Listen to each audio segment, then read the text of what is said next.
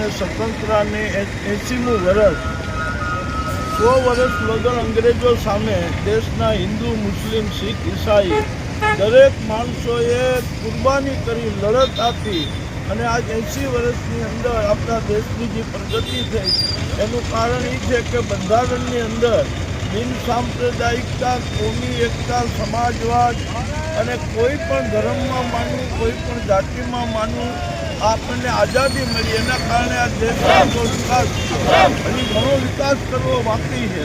હું આજ મજવડી દરવાજે એમ કે વાઇટભાઈ અને સુરેશભાઈ દર વર્ષે રાષ્ટ્રીય તહેવારને ઉજવે છે કોમી એકતાનો ભાગ. આ કોમી એકતા કાયમ જાળવી રખાય, દેશની એકતા, વિકાસ, દેશની એકતાની અંદર હિન્દુ મુસ્લિમ કંધે કંધા મિલાવી આગળ વધે એની શુભકામના બનાવે.